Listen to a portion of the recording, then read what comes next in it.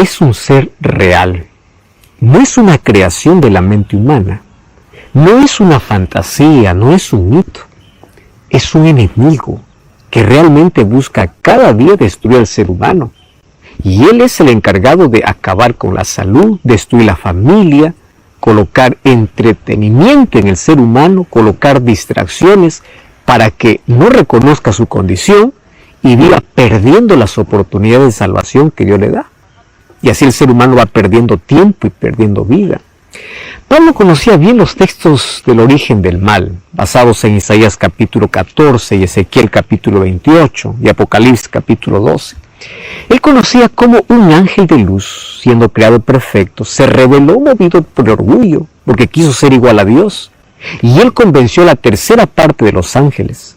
Su rebelión lo sacó del cielo.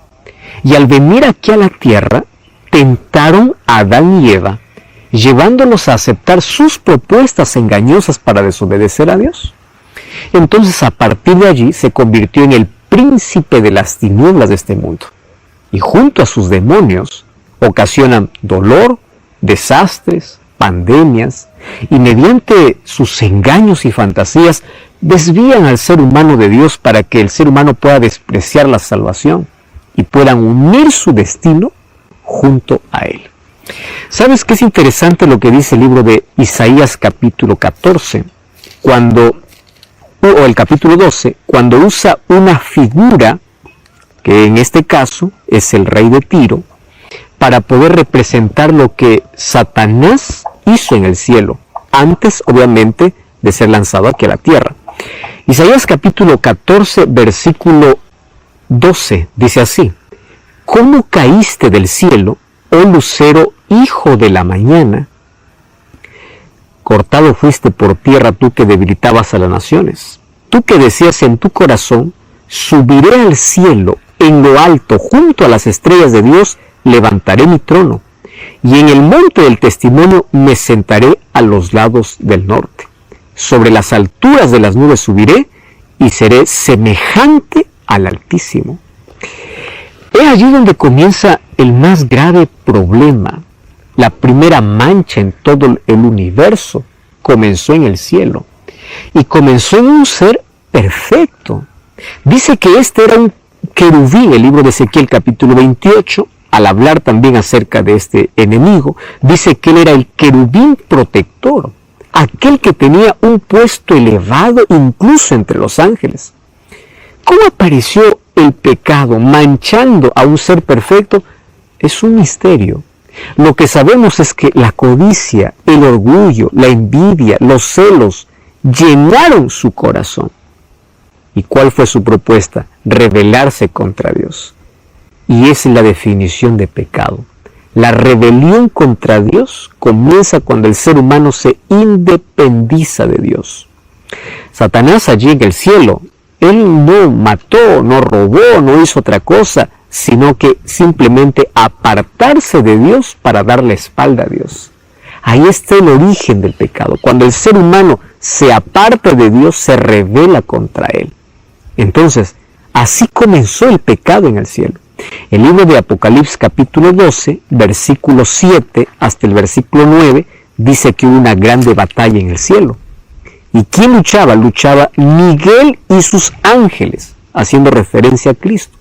Mas no prevalecieron, hablando del enemigo, y fue arrojado a la tierra la serpiente antigua, aquel que se llama Diablo y Satanás. Fue arrojado a la tierra. Después de algún tiempo, Dios ya había creado aquí en la tierra al ser humano. Y ahí estaba Adán y Eva, quienes entendieron perfectamente la amenaza que ellos tenían.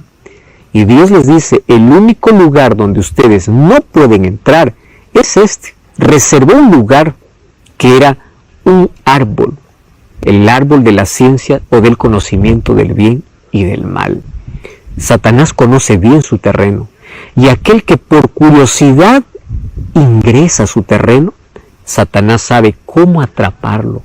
Por eso es mejor que ante el peligro, ante el riesgo, ante el terreno del enemigo, no des un paso en esa dirección, porque es tan peligroso. Satanás vendió su idea, vendió su filosofía. ¿A quién? A Eva. Y le dice, ustedes serán como Dios, es decir, rebélense contra Dios. Eva aceptó la propuesta de Satanás. Y al aceptar la propuesta de Satanás, se apartó de Dios y se rebeló contra Dios. Resultado, el mundo que vivimos. Desgracia, dolor, miseria, inmoralidad y todas las cosas que hoy vemos. Ahora, la pregunta es, ¿qué cosa es lo que hace Satanás? Y la Biblia presenta algunas actividades que el enemigo hoy hace para poder destruir al ser humano. Jesús ya mencionó en el libro de Juan capítulo 8, versículo 44, lo siguiente. Vosotros sois de vuestro padre el diablo, y los deseos de vuestro padre queréis hacer. Él ha sido homicida desde el principio, y no ha permanecido en la verdad, porque no hay verdad en él. Cuando habla, habla mentira, porque él es mentiroso y padre de la mentira. ¿Cuál es la primera actividad de Satanás aquí en la tierra? La actividad a lo cual dedica mayor parte de su tiempo. Pues a engañar, a ilusionar al ser humano, a colocarle diversos caminos diciendo que por allí hay felicidad, que por allí hay salvación, cuando todo lo que hace es llevarlo a la perdición. ¿Y sabes qué cosa hace Satanás? Es cobarde. Él nunca presenta la cara. Él siempre usa un disfraz para poder seducir al ser humano. Satanás es seductor. Él sabe cómo atrapar tus sentidos, cómo tener dominio de tus sentimientos. Antiguamente, Satanás dominaba a la persona con una posesión diabólica, o él poseía el cuerpo de la persona y hacía que el ser humano pueda revolcarse en el suelo, pueda botar espuma, pueda allí mencionar o hablar una voz que no es suya. Bueno, eso es una posesión demoníaca. Sin embargo, hoy Satanás intenta dominar al ser humano ya no de esa manera. Lo hace de una manera más sutil. Domina sus sentimientos, domina sus emociones, y para que el ser humano caiga en sus trampas, él tiene que aplicar la mentira, tiene que aplicar la ilusión, tiene que aplicar aquello que es atractivo para el ser humano. Recuerda que él se acostumbró a disfrazarse desde el comienzo. Cuando Adán y Eva estaban ahí en el jardín del Edén y Satanás tentó a Eva, se disfrazó en el animal más lindo de toda la creación. La serpiente no era el animal que hoy conocemos, un animal que nos da miedo, un animal que se arrastra. Tú sabes que la serpiente se arrastra y come polvo después de la maldición. Pero antes, una serpiente volaba, no se arrastraba. Tenía los colores más hermosos de todos los animales de la creación. Y él tomó lo más lindo que había en la creación para atrapar los sentidos. Presta atención. No todo aquello que es bonito realmente es bueno. Así que tú tienes que saber diferenciar hoy, porque Satanás busca lo mejor que puede existir para poder atrapar tus sentidos, seducirte y colocarte en su terreno de la mentira. Su primera actividad es engañar. ¿Y cómo es que él consigue que los seres humanos puedan allí estar atrapados en la mentira? Hay una manera: alejándolos de la verdad. Tú ya escuchaste hoy que hay diferentes corrientes filosóficas y pensamientos diciendo, no existe verdad absoluta. El relativismo ha llevado a que las personas crean que cada uno puede formar su propia verdad. Personas que dicen lo que para ti es verdad, para mí no es verdad. Y yo creo mi propia verdad. Eso es una mentira diabólica, porque sí existe una verdad, sí existen principios. Jesús dice, yo soy el camino, la verdad y la vida. La Biblia dice, y Jesús dijo, santifícalos en tu palabra, que es la verdad, porque tu palabra es la verdad.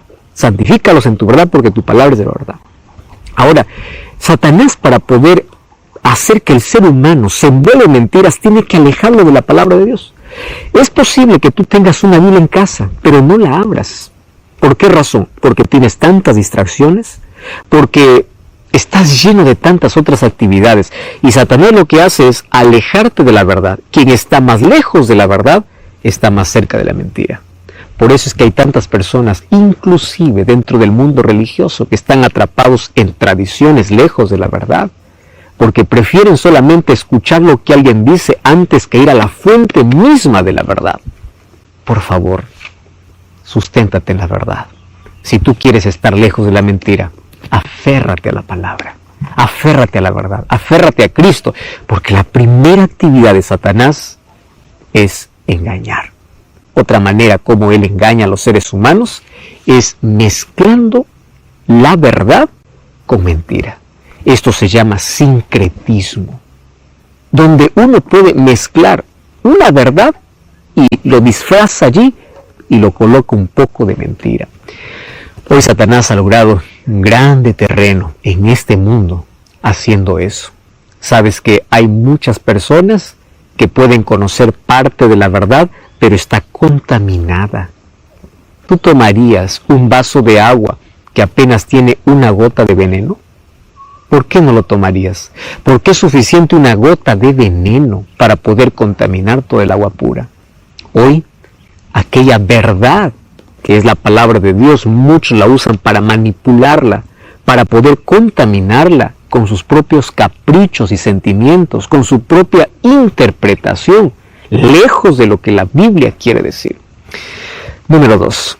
¿Qué cosa es lo que hace Satanás? Hablando acerca de que él es mentiroso. Satanás cita la Biblia de manera errónea. Fíjate, Mateo capítulo 4. ¿Recuerdas de la tentación en el desierto? Satanás se presentó y ante la primera tentación, Jesús, ¿qué cosa le dice? Escrito está. Y cuando Satanás sabe de que está delante de alguien que puede vencerlo con la palabra de Dios, ¿qué cosa es lo que hace? Pues Satanás también cita la Biblia. Mira el versículo 5, el diablo lo llevó a la santa ciudad, le puso sobre el pináculo del templo, estoy leyendo Mateo 4, 5, y el versículo 6 le dice, si eres hijo de Dios, échate abajo, porque escrito está, a sus ángeles mandará acerca de ti, y en sus manos te sostendrá para que no tropieces con tu pie en piedra. Qué interesante, ¿verdad? ¿Qué cosa es lo que hace el enemigo? Pues el enemigo lo que hace es incluso citar la palabra de Dios, sacarlo de un contexto y tergiversarlo. Esto es lo que hizo también con Eva allí en el jardín del Edén, con que Dios os ha dicho que no comáis de ningún árbol, de ningún fruto de ningún árbol. Él estaba tergiversando la palabra de Dios. Y el texto que está citando Satanás aquí en Mateo capítulo 4 es un texto que está registrado en el libro de Salmos. Mas aquí, Satanás está llevándolo a una interpretación totalmente diferente. Eso es lo que hace Satanás. Usa a muchos, incluso grandes maestros o grandes predicadores que hoy pueden levantarse, tomando la palabra de Dios, pero haciéndola decir lo que ella nunca dijo. Satanás también cita la Biblia, pero lo cita de manera errónea. Por eso, para que no te dejes convencer por todos aquellos que toman la palabra de Dios, abre la Biblia, lee la Biblia. Recuerda, mientras más cerca de la verdad, más lejos de la mentira. ¿Qué otra actividad realiza Satanás? La otra actividad es que él acusa falsamente. El libro de Apocalipsis capítulo 12, versículo 10, dice que en el cielo hubo una grande alegría cuando fue echado Satanás, porque él es el grande acusador. ¿Sabes? Satanás hace lo siguiente. Primero, te coloca una trampa, te seduce, te lleva allí. Cuando has caído, comienza a acusarte y te está diciendo, tú ya no mereces perdón. Ya caíste, ya pisaste fondo, ya estás destruido, Dios no te perdona, aquí acabó todo. Cuando tú escuches aquella voz en tu mente, recuerda que Satanás, él es el grande acusador. Hoy incluso levanta seres humanos. Hay tantas personas que son dominadas por Satanás, que tienen ese espíritu de acusar y de apuntar siempre a los demás. Y señalan los errores de los demás y los avergüenzan públicamente. ¿Sabes cómo se trata un error de alguien que esté equivocado? Con amor, con oración. Y si tienes algo que corregir, hazlo de manera privada. Esa es la manera como Jesucristo nos enseñó.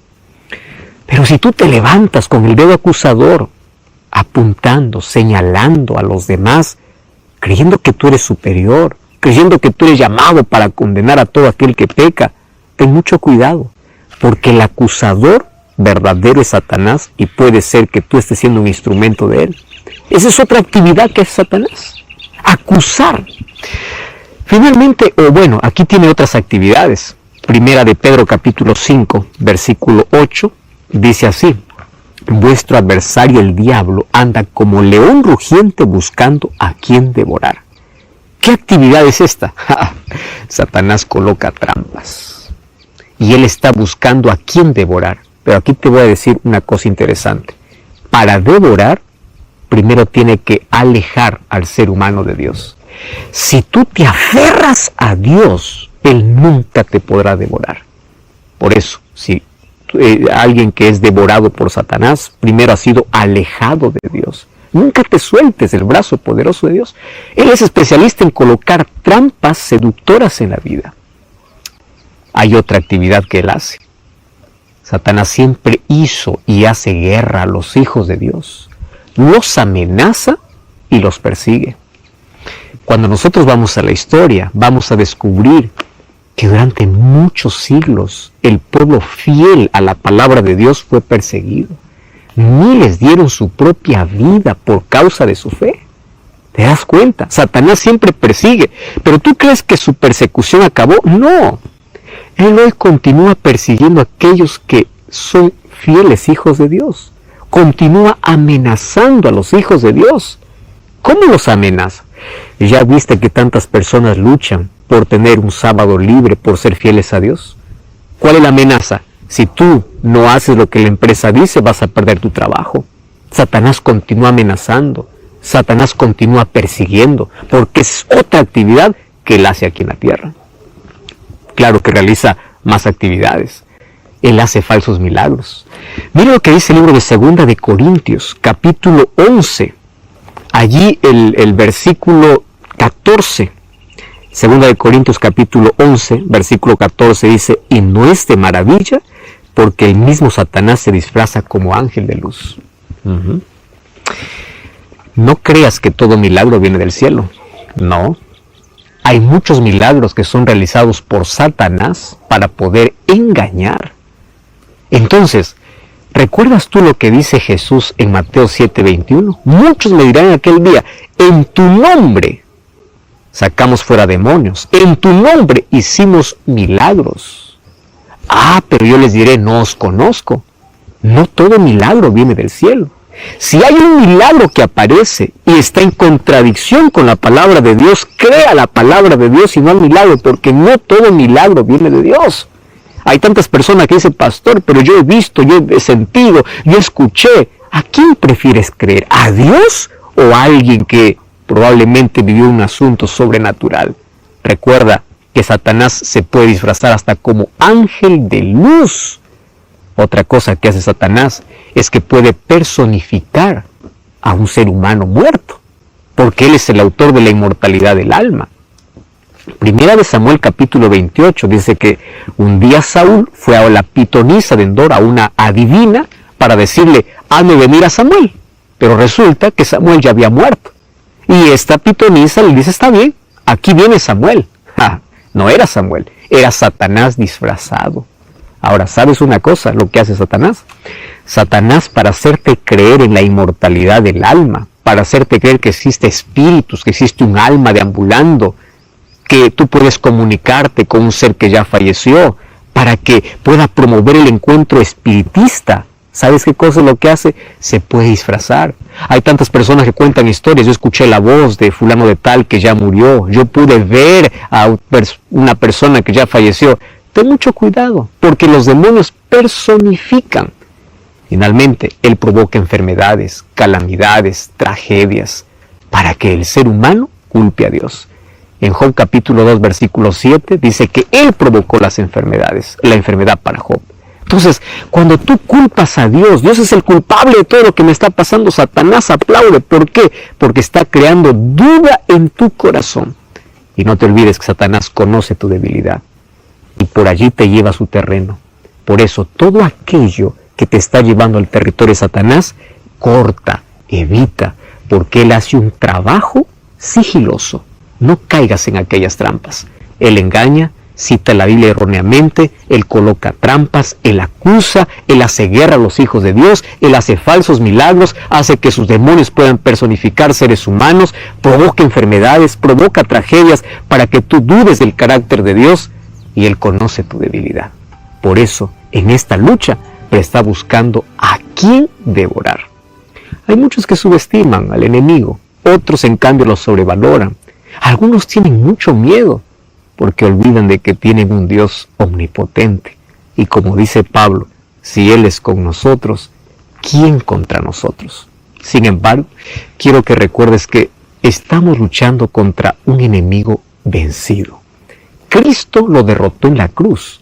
Él está vencido, aunque aún está destruido. Pero en breve será destruido completamente, como dice Romanos 16:20. Romanos 16:20 dice, y el mismo Dios de paz aplastará en breve a Satanás bajo vuestros pies, y hasta que ese día llegue, luchamos y avanzamos por fe. Satanás tiene dos armas con las que destruye al ser humano desde el principio: la incredulidad y la duda. Mediante la duda, lleva al ser humano a desconfiar de la palabra de Dios, y así provoca sufrimiento en el ser humano para que el ser humano dude del amor de Dios. Siempre intentó desfigurar el carácter de Dios. Además, él consigue entrar a nuestra vida mediante nuestros sentidos, que son las avenidas del alma. Por eso Salomón decía en Proverbios 24:23, sobre todas las cosas guardadas, guarda tu corazón. Es decir, cierra la puerta para todo aquello que puede perjudicar tu vida y tu relación con Dios. Hoy quiero mostrarte que existen 7 cosas por el cual el enemigo de Dios consigue su victoria en el ser humano. Pero si tú no lo permites, él no podrá dominarte. No te olvides que luchamos contra un enemigo que ya está vencido. Si nos aferramos a Cristo, Él siempre nos dará la victoria. Sin embargo, cuidado, hay 7 cosas con las cuales Él siempre vence y consigue un espacio dentro del corazón humano. Ahora quiero mostrarte esas 7 cosas. Aquí va la primera de las 7 cosas. Número 1, seducción. Tú sabes que el diablo usa la fascinación, usa el encanto, usa la atracción. Y ya te mencioné que él siempre se esconde detrás de lo más lindo. Él es el mayor seductor. Él capta nuestra atención y él coloca su veneno mortal detrás de las cosas aparentemente inofensivas. Él puede colocarte una linda caja forrada de tantas cosas lindas, pero allí en el centro tiene veneno. Es así como Satanás hace. Para poder arruinar la vida de un joven, puede allí colocar una linda señorita delante de él para poder desviarle del camino de Dios. Para poder arruinar tu futuro, te puede colocar un vicio atrayente. Él es un seductor. Él sabe qué cosa es lo que te gusta, cuál es tu inclinación. Y por ese lado siempre te va a seducir. La seducción es su especialidad. Número 2, ilusión. Si la primera es seducción, la segunda es ilusión. Es donde el ser humano pierde la noción de la realidad, de lo que es verdadero, y comienza a correr tras el vapor de la vida, intentando atrapar un poco de felicidad sin darse cuenta que no es nada más que ilusión. Tú ya viste todas las propuestas que en este mundo aparecen para que el ser humano pueda ser feliz. Aquellas propuestas donde te dice puedes encontrar la felicidad sin Dios son las propuestas más peligrosas. ¿Por qué razón? Porque es una ilusión. El libro de Eclesiastés fue escrito por Salomón en la parte final de su vida. Y es interesante que a partir del primer versículo, él comienza a alertarnos de una situación interesante. Allí en el versículo 2 dice: vanidad de vanidades, dijo el predicador, todo es vanidad. Y él comienza a enumerar unas cosas que atraen al ser humano: fama, riqueza, poder, trabajo, ilusión, todas esas cosas. Y después termina diciendo: pero todo esto es vanidad. Y claro, tú puedes construir un imperio en la vida. Sin Dios un día va a quedar en la historia, se va a quebrar, se va a caer. Las cosas que tú consigues en la vida, que tú construyes con tu propio esfuerzo, pero sin Dios, se acaba, se destruye. Mira, la palabra vanidad aquí puede traducirse como vapor. Tú conoces el vapor. Una olla está hirviendo, tú abres la tapa y sale el vapor. El vapor es algo que tú puedes ver, pero no lo puedes tomar. Si tú dices: yo voy a coger un poco de vapor en mis manos, va a ser una ilusión. ¿Qué cosa va a suceder? Vas a abrir las manos, vas a atrapar el vapor, y cuando abre la mano, no hay nada. Es así la persona que busca felicidad sin Dios, que busca esperanza sin Dios, que busca paz sin Dios. Simplemente es una ilusión.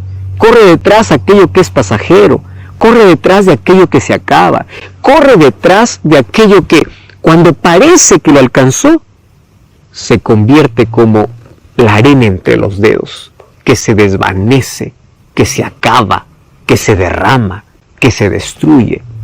Mucho cuidado.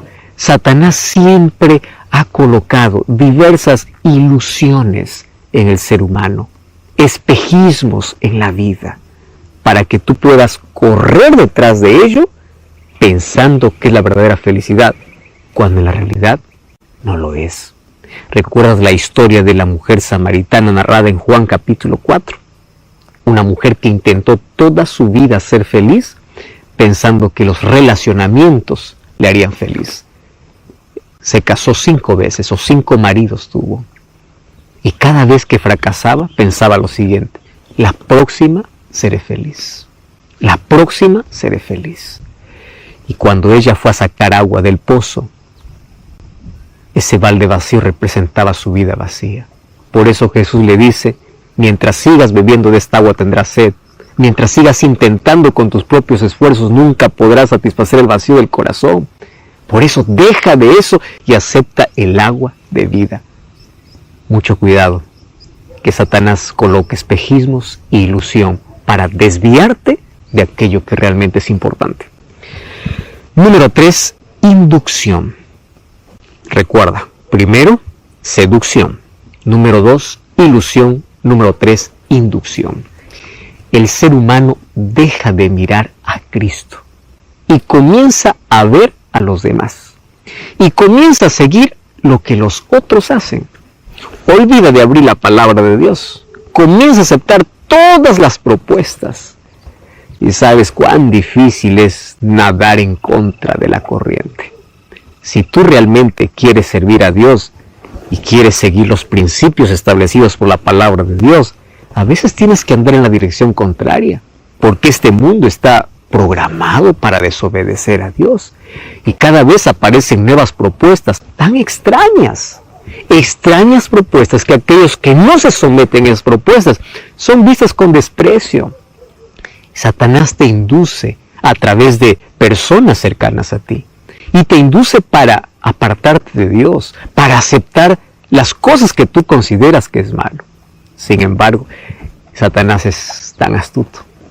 Puede usar familiares, amigos cercanos, para inducirte a separarte del camino correcto.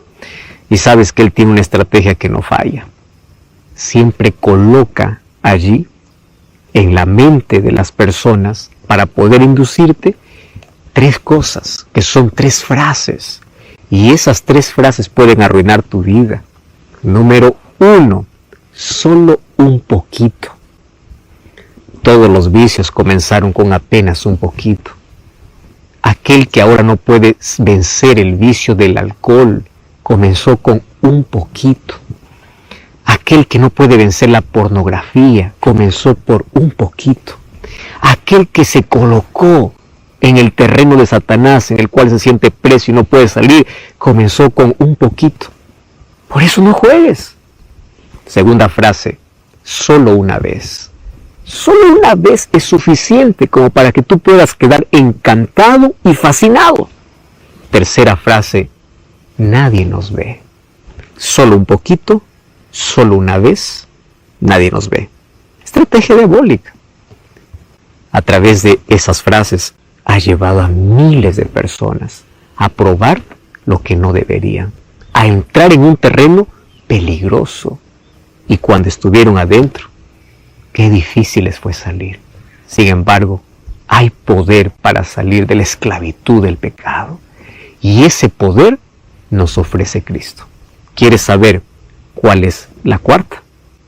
La cuarta se llama negociación. Esto es interesante. Cuando el ser humano se resiste ante la presión de los demás, él quiere ser fiel a Dios, fiel a los principios, fiel a la palabra de Dios, entonces el diablo comienza a negociar. Negociación. Satanás siempre quiere verte de su lado. Como no consigue ni animarte ni forzarte, aún con las amenazas, aún con la presión del grupo, él comienza una negociación. ¿Y cuál es la negociación? Dame un pequeño espacio en tu vida. Está bien, tú no quieres probar, está bien, pero dame algo pequeño. ¿Recuerdas cuando Moisés fue a Faraón y le dijo, deja que el pueblo de Dios salga a servir allá, a adorar a Dios en el desierto? Faraón le hizo una propuesta, le dijo, está bien, que vayan pero que se queden sus animales, que vayan pero solo por unos días, que vayan pero que se queden los jóvenes, que vayan pero que se quede algo. La propuesta de Satanás, puedes ir a servir a Dios, pero algo, déjame algo por el cual yo pueda volver, alguna cosa, aunque sea pequeña, aunque sea insignificante, pero algo. Y la respuesta de Moisés fue, si salimos, salimos con todo y no quedará ni una pezuña. Es la respuesta que nosotros tenemos que dar.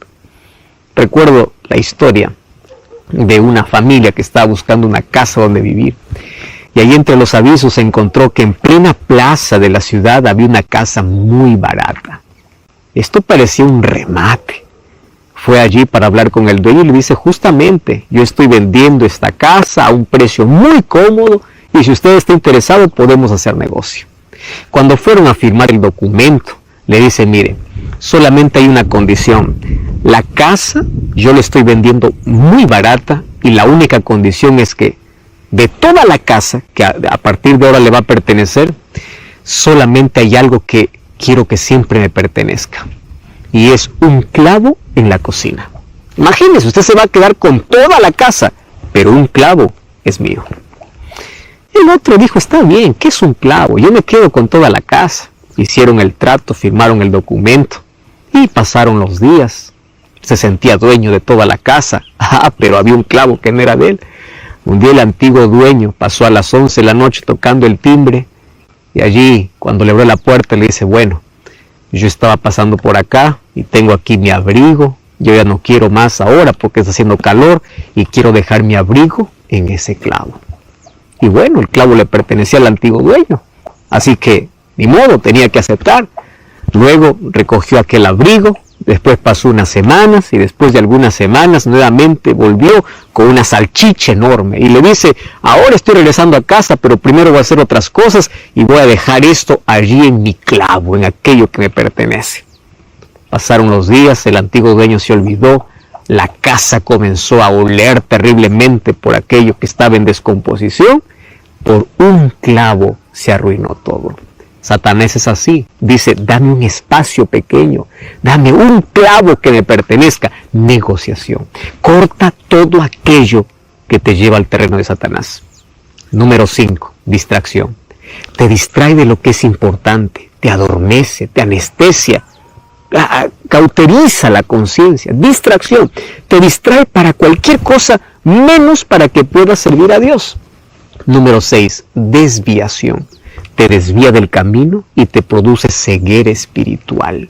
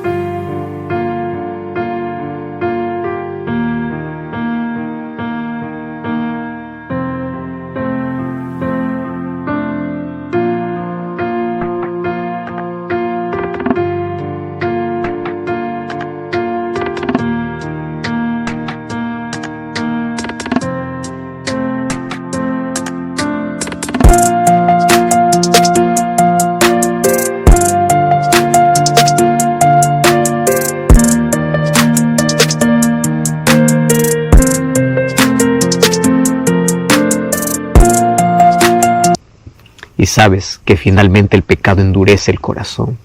Y cuando endurece el corazón, se produce la insensibilidad, donde el ser humano no puede escuchar más la voz de Dios porque se acostumbra al pecado. Y eso es peligroso. Finalmente, la número 7 es la rebelión. Rebelión en contra de Dios. La separación total. ¿Y sabes qué ocurre allí? Al momento de separarte de Dios, te colocaste en el terreno del enemigo.